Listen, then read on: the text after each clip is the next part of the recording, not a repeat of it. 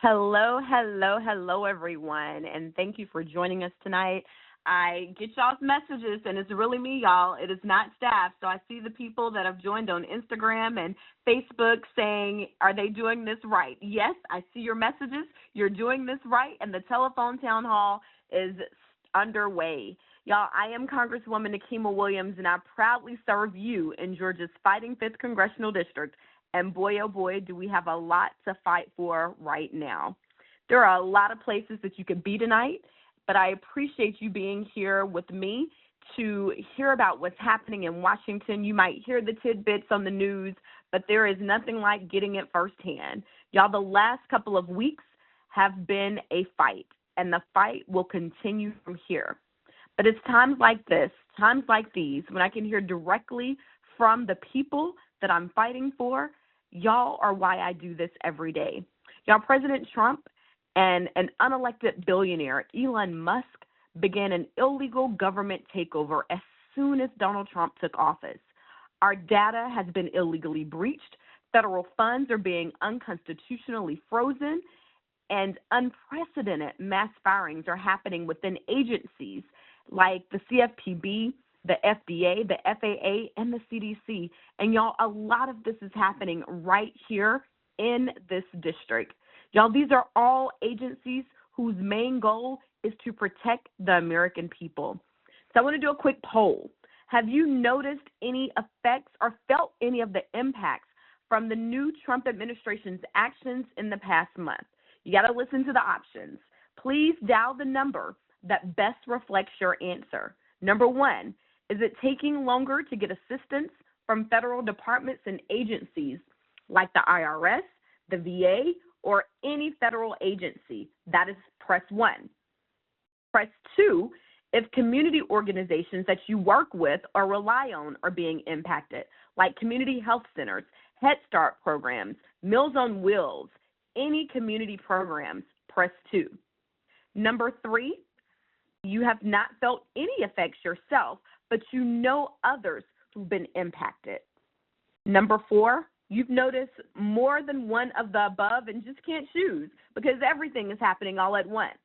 Or number 5, you don't know of any negative impacts from the last few weeks in the Trump administration. So that's 1, 2, 3, 4, or 5. Y'all, my phones have been ringing off the hooks. Y'all have been on the phone lines, in my voicemail, in my DMs, all over, and I welcome it because I am here to be your voice. But my phone has been ringing off the hooks with constituents who are being directly impacted by the illegal actions of this administration. I've heard your calls, I felt your fears, and y'all, I share your concerns. One mother in the district called me in tears, terrified that her son could literally die if her family lost access to their Social Security and Medicaid benefits because he received life-saving treatments that literally keeps him alive. We've had CDC and NIH employees calling, worried about their livelihoods and even their safety. 1,300 CDC employees were just fired this past weekend. 1,300, y'all. These are people that are public servants and frontline fighters for our public health. Y'all, the reckless firings led by Donald Trump and Elon Musk make all of us less safe. Just last week, I joined Meals on Wheels Atlanta on Valentine's Day to deliver meals to seniors in the Fighting Fifth. And while telling me about the progress that they've made, Meals on Wheels Atlanta alerted me that they still have 800 seniors right here in Atlanta, y'all, on their waiting list just to get food. 800 seniors that are facing food disparities, while Elon Musk and Donald Trump are gutting the very programs that they depend on. But we're in this together, and I'm fighting back along with House Democrats. We're committed to fighting in Congress, fighting in the courts, and y'all fighting in our community because it takes all of us. I joined my colleagues in support of the Taxpayer Data Protection Act and stood outside the Department of Treasury for a huge rally when Elon Musk and Doge illegally accessed the data of thousands. And I joined members in demanding the removal of Doge from the CFPB and allowing the CFPB to continue its work. Y'all, the CFPB is there to make sure that it is fighting for consumers, not billionaires, but everyday consumers like you. The richest man in the world should be nowhere near our personal data or the agency that protects you from big corporations. These are just some of the actions that I've been able to take as a member of Congress. But y'all, our most powerful tool by far is the ability to communicate with you, our constituents. Our communities must remain informed so that our message to this administration is loud and clear. We will fight regardless of who has the majority, who is the president, or how rich the guy directing the president happens to be. So this is about you, and I'm going to get started with a few questions on the line. Amber, can you remind everyone how they can ask a question tonight?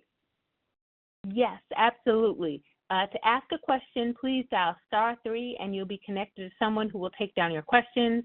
We do want to get to as many questions as possible, so after you ask your question, you'll be returned to the audience.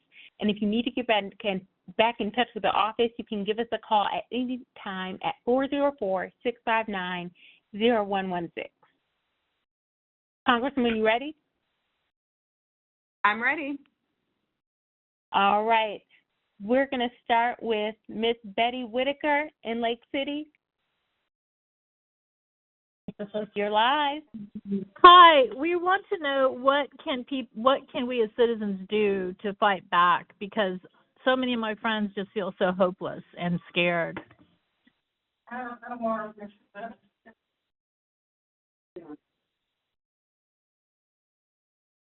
Ms. Whitaker?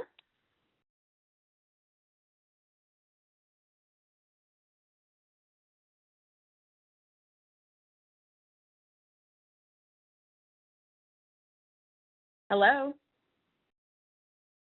Hello? I think Ms. Whitaker is back in the audience, but she wants to know what she and everyone else can do in her community. They are scared and wanting to fight back. So, Ms. Whitaker, this has been the question that I've been getting most often from everyone. What can we do to fight back? And the biggest thing that we have to do right now is we have to make sure that our voices are being heard. So right now in Congress, we have legislation where we're protecting your data. I am working on legislation right now so that we can make sure that any agency cannot have their employees fired or their employee numbers lowered to the amount that they cannot provide all of the duties that they're required to do by law. We want to make sure that, like the Department of Education, who takes care of students with disabilities, we want to make sure that we're not lowering the threshold of the employees there so that they're not even able to do their job while protecting your data and protecting your livelihood along the way. But the other thing that we have to do, which is why I said we have to fight back in Congress, which is the legislative piece, but in the courts. So there are a number of groups that have filed lawsuits that are still going through the process. Those will continue, but we also have to fight back in our community. Fighting back in our communities means showing up at rallies, not just here in Atlanta, where you know that I'm fighting for you, but there are a number of people and organizations where you can join them and show up at events that are happening at other members of Congress right here in Georgia, so that you can make sure that they understand that we are not just going to sit back as this is happening. So again, we have to continue to fight in Congress, we have to fight in the courts, and we have to fight in our communities.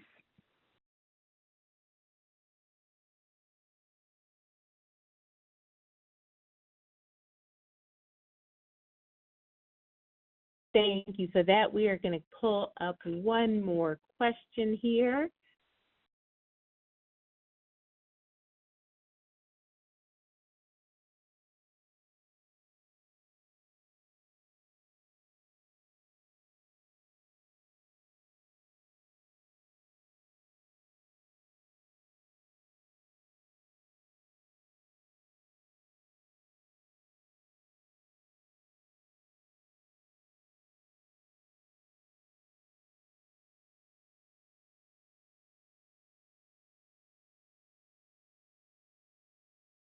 Thank you for your patience.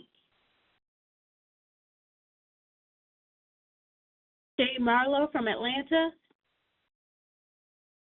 Yes. You're on the line. You're live. Oh, okay. I thought that the question was going to be put in the chat. Thank you for doing the call. I really appreciate it. My question is, I'm formerly federal, 27 years of service, Centers for Disease Control here in Atlanta, and we have the federal government, as you know, has an extensive vetting process, which Elon Musk has not gone through. He's not a federal employee. He hasn't been recused from any conflicts of interest. I don't understand, with him being in such violation, why can't they move to have local law enforcement escort him out of those buildings? Yes, Donald Trump can make him his personal advisor, but as it relates to entering those buildings and accessing those systems, he's not vetted. So I don't understand why we can't just have him removed as a civilian. So you're absolutely right. He is not vetted, but he is working at the direction of the President of the United States. And so the President, Donald Trump, has given him the authority to go into these buildings. The illegal part comes from when he is ignoring every law that Congress has already passed. My husband reminds me all the time that Article 1, Section 1, it created the United States House of Representatives. And so we have the power, and that's why we as members of Congress, Democrats and Republicans, have to make sure that we are standing up and not ceding our power to an unelected billionaire like Elon Musk. So right now, we showed up at the Department of Treasury as members of Congress, and they were directed to not allow us in. So we and then showed up at the Department of Education, and the same thing happened. One of my colleagues, Congresswoman Johanna Hayes, instantly filed legislation to the All Access Act, which would require that members of Congress not be impeded from entering any government building during working hours. And so I immediately signed on to that as a co-sponsor of that legislation. And now we are moving forward with that because even Republicans, when we talk to them on the floor, they have their concerns because they understand that this is no way to govern. So we are continuing to fight at every opportunity, but knowing that as a member of Congress, I am not law enforcement, and he's working at the direction of the president, the thing that he seems to respond to, and other members of Congress are directly from the people. So they need to hear directly from the people.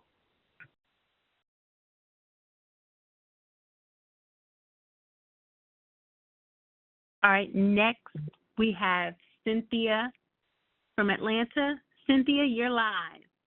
Okay, thank you. And I think this covers some of the other questions that folks have asked. But I guess that with all branches of the government controlled by the Republicans, and each time it seems like a Republican steps up, Elon Musk or someone else says, oh, I'm going to back in the next election, assuming we get to have one, I'm going to back your opponent. I mean, it feels like this coup is almost unstoppable, and I hate to feel that way. I mean, I grew up watching the numbers from Vietnam and watching Watergate and everything, and I mean, every day seems more egregious than the day before. Help me find some hope in all of this. Are there impeachment articles that can be brought against the president given these unlawful actions? Are there things going on that we don't know about? And now I'm going to shut up. That was long, so thank you. No, it is okay. These are all things that have run through my mind as well. Actually, last week, the very first thing my 9-year-old Carter said was, Mommy, I know what you're going to have to do. You're just going to have to impeach him again. Because one of the very first bills that I, as a member of Congress, was to impeach Donald Trump in 2021, right after the insurrection. And so these are things that are at our disposal, but we also know the reality of what the makeup of the Senate is and where that would go. So when we think about what is happening, looking at the polling data, looking at what has happened over the past 3 weeks, Donald Trump has lost support from Republicans. I was reading an article just this week where people who voted for Donald Trump, one person said, I voted for Donald Trump, but I didn't vote to lose my federal job. I didn't vote to lose my livelihood. And this man who voted for Donald Trump has now lost his job. So I think the American people are feeling the impact of what it meant to vote for Donald Trump, and people are understanding that when you vote for someone, you get all of them. You don't get just one policy because you are afraid of someone who didn't look like you. You get all of the things that they stand for, and this is going across the board.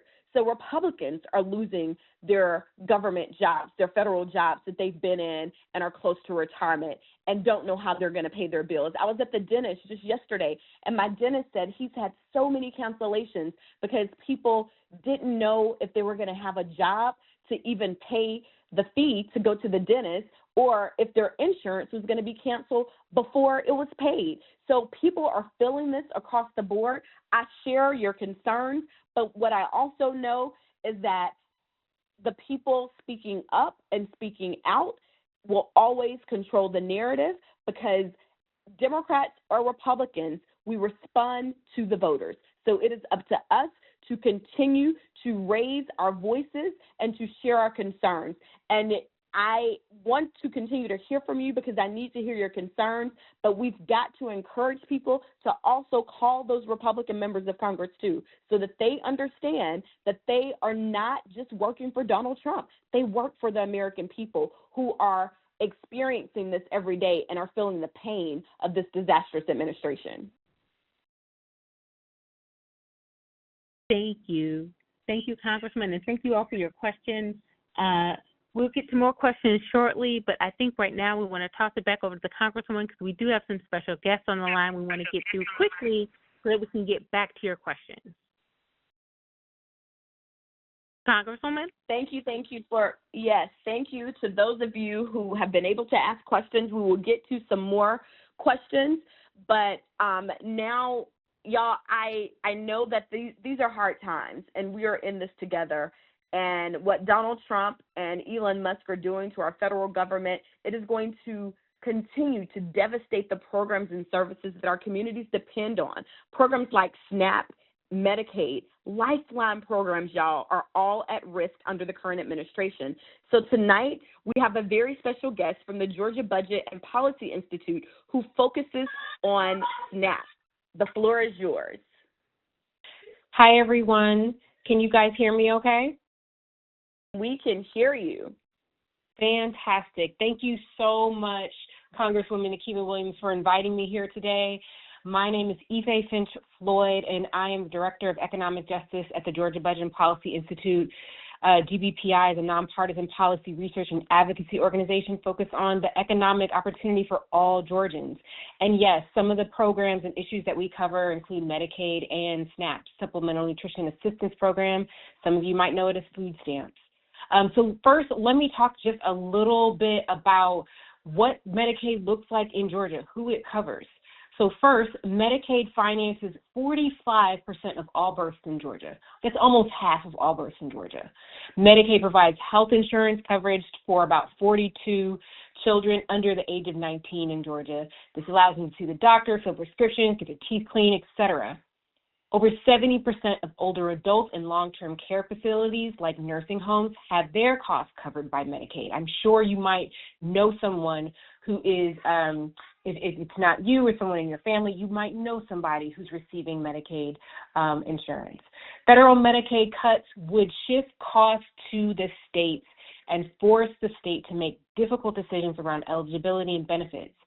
Ultimately, that's unsustainable, and that pressure on the budget could threaten the health and economic stability of low-income families who are covered by Medicaid, especially, and also put rural hospitals and children's hospitals and long-term care facilities at risk.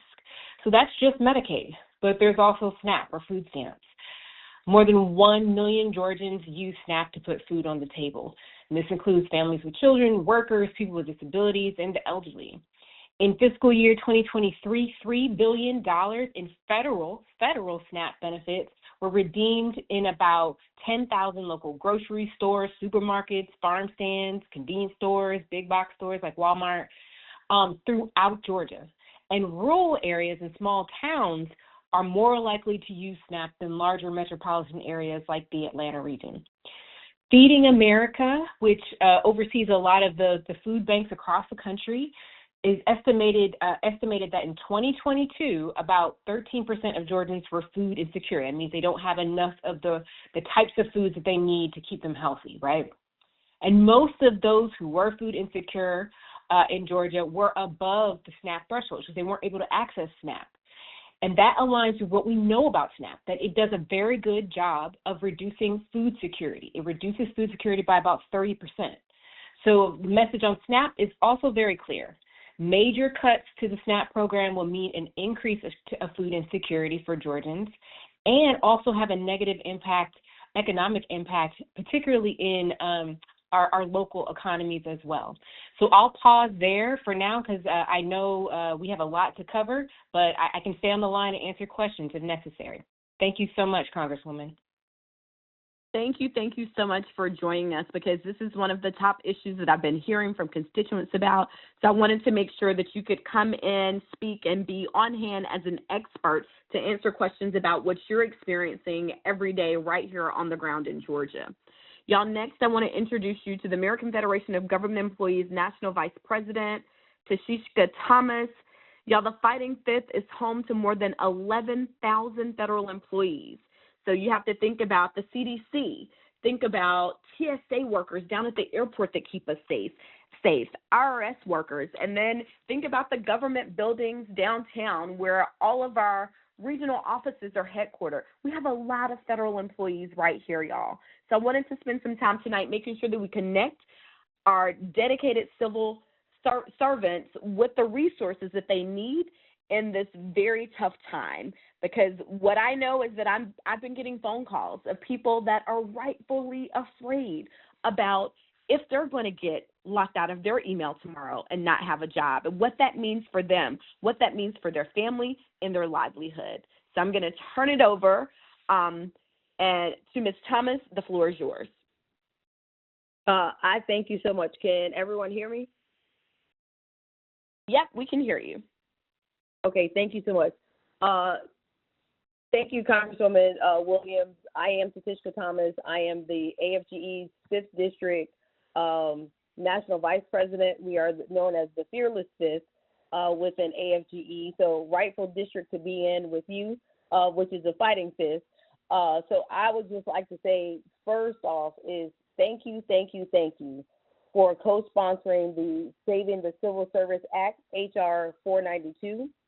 And thank you very much for setting up this town hall to hear from constituents and everything else within your area, so you can hear directly from people that are being affected by this horrible administration and everything else. As you already originally said, AFGE, we represent nearly 1,000 federal civil servants in Georgia's 5th District, includes our CDC, as mentioned earlier, which is on Clifton Road, who perform civil services protecting American people from health threats. Case in point, the actual bird flu that nobody wants to really talk about, that's already been detected in a human.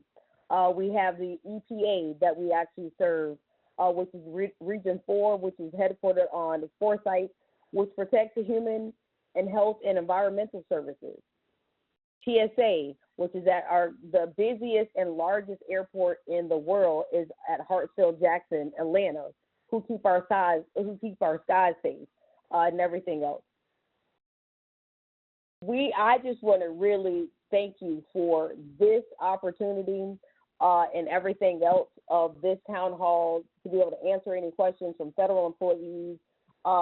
We are urging everybody to call your Republican congressmen, men and women, and let them know they need to actually start doing their job. Civil services are here to do our job, which is protecting and servicing the American people. We need them to do their job. They need to grow a spine and stand up and stand right alongside of all our Democratic actual congressional people that are actually trying to put a stop to this nonsense with this administration. And I'm going to leave it that way so I don't get too extra passionate about, and I slip up and say the wrong words, about President Trump and Elon Musk.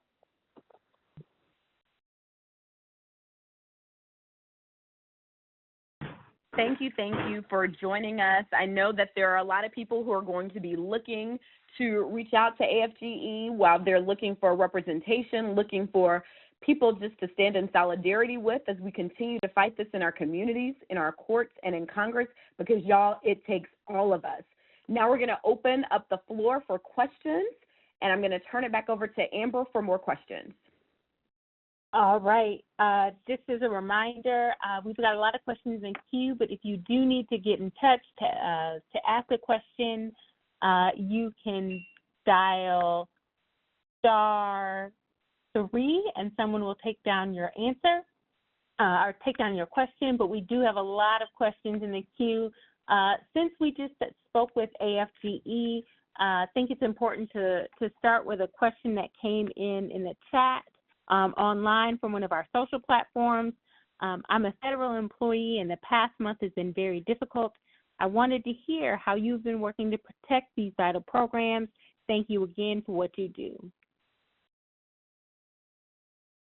So thank you for that question. And I will tell you that I have heard from so many people that have reached out, which is why it was important for me to have someone here with us to talk from their standpoint of representing federal employees. And in addition to the legislation that you just heard about, I've also signed on to multiple letters to protect funds that have already been obligated to folks, and have joined letters with my congressional colleagues demanding how agencies will dispense these funds. And in addition to that, as I mentioned earlier, we are working on filing legislation that I am leading to make sure that there are no cuts to any agencies that will prevent that agency from carrying out their duties as assigned by Congress.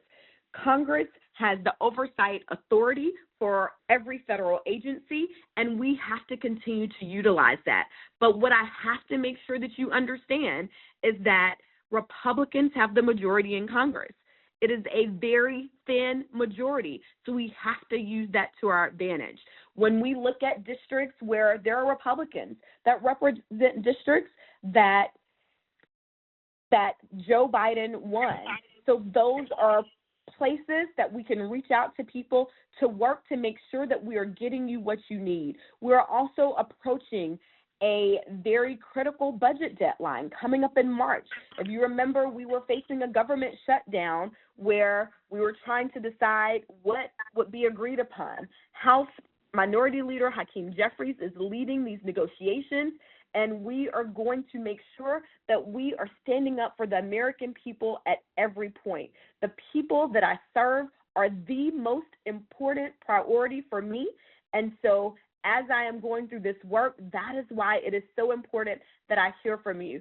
We will be announcing a listening session with federal employees, I think maybe this week, and we are just making sure that we get the location and the time confirmed, but be on the lookout for that, because it is your stories, it is the real people that are impacted by this every day. Those are the voices that I take to Congress with me every day when I'm fighting for you. So please make sure that when you get this information,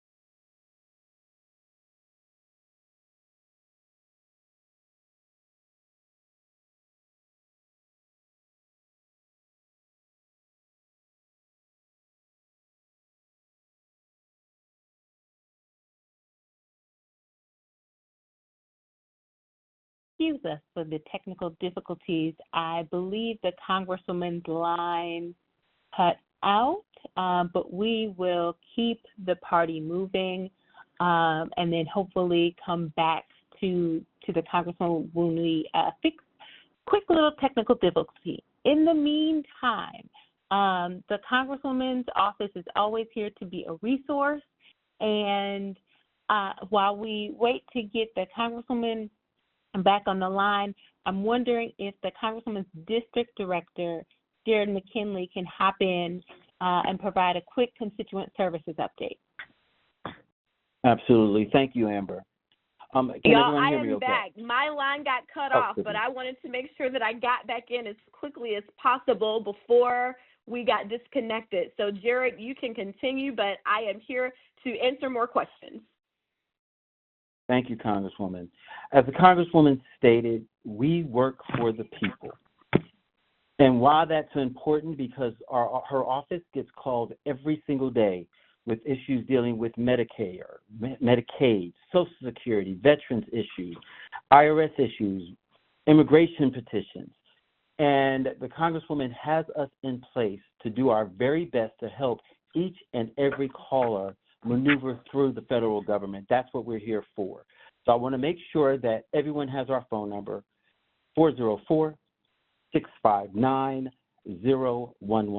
That number again, 404-659-0116. We will assist you with your federal issues. We will direct you when possible. We are here to serve because we all go through these issues, or we all know someone who is. If you have any questions, please look forward to them. Thank you, Congresswoman. Thank you, Jared, and thank you for everyone who joined us tonight. Y'all, we have a long fight ahead of us, and what I want you to know is that you can always count on me to show up every step of the way, using every tool that we have to push back against the illegal takeover of our government led by Donald Trump and the unelected billionaire Elon Musk.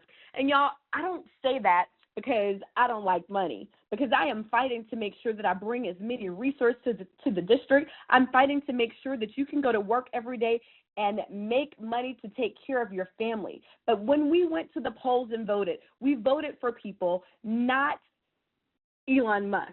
Some people voted for Donald Trump. I know we didn't do that in the fighting fifth, but what we have to do now is make sure that our voices are heard. And again, those voices have to be heard in Congress.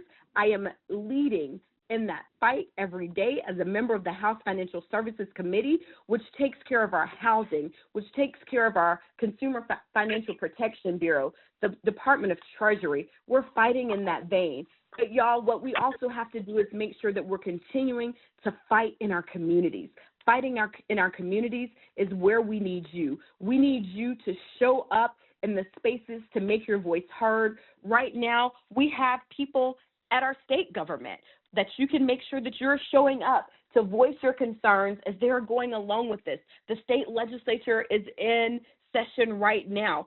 Show up at the state capitol. Make sure that our governor, make sure that your state representatives, that they know how you feel. We have an elected attorney general in the state who has not signed on to, of course he has not, to the bill that other Democratic, the legislation that other Democratic attorney generals have signed on to sue the Trump administration for their overreach, their illegal overreach in the federal government. And so we need to make sure that Chris Carr, our attorney general here in Georgia, is hearing from us, because it's going to take all of us to make sure that they understand that we are not going to sit by while this is happening. Thank you again for all of your questions. And if we did not get to your question, please stay on the line. If you have not connected with a team member, you will be able to leave a message. We have questions in the queue that we took down. We will answer every question that came in. Your voices will be heard. You can also leave a message if you'd like to subscribe to my newsletter for updates. Y'all, we are in this together, and hearing from you truly makes a difference. Subscribe to the newsletter and stay connected through social media. On Facebook, it is at Rep. Nikema Williams. On Instagram and Elon Musk's X, it is at Rep. Nikema. And now we are on Blue Sky, y'all, at Rep. Nikema. So that is where you can find us. If you need assistance with a federal agency, please contact my district office at 404-659-0116. Y'all remember, we are here to serve you. We are here to help you, and we are here to fight for you. And I will continue doing that for you every single day. Thank you for sticking with us tonight. I know we went a little over time, but your questions are critically important and your voices are critically important. Thank you so much.